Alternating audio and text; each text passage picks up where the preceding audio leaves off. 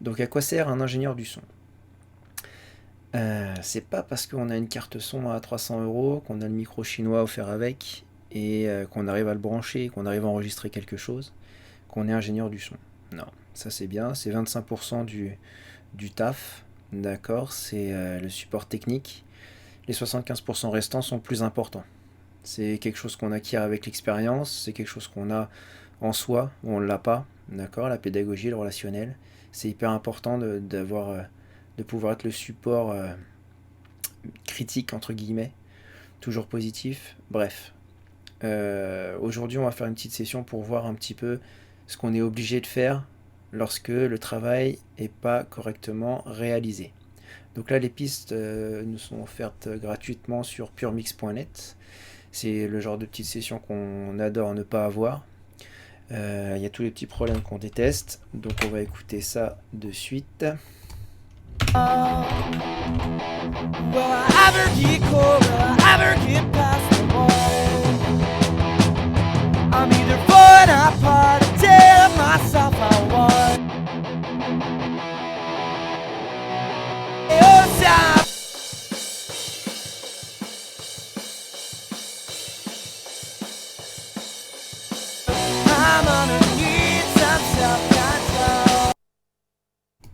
Ok. Alors, la voix très mal enregistrée, on voit que ça pique, on voit qu'il y a une grande dynamique. Le choix des deux guitares lead avec exactement la même couleur, je suis pas fan non plus.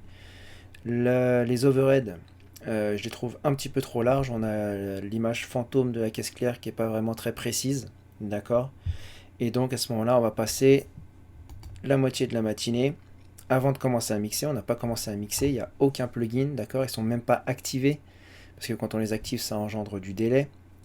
On va juste faire quelques petites tours de passe-passe d'ingé son pour arriver à faire sonner cette batterie.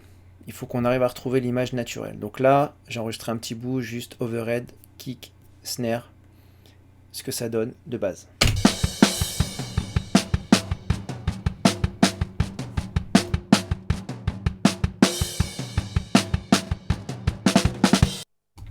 Ok. Ensuite, retravailler.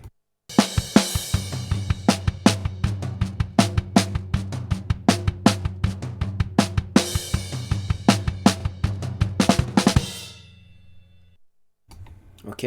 Donc même au niveau de la waveform, ça se voit. C'est beaucoup plus homogène. On réécoute. Voilà. De base, ça bouge. C'est pas cohérent, pas précis. On va refaire un petit passage, donc traité puis non traité.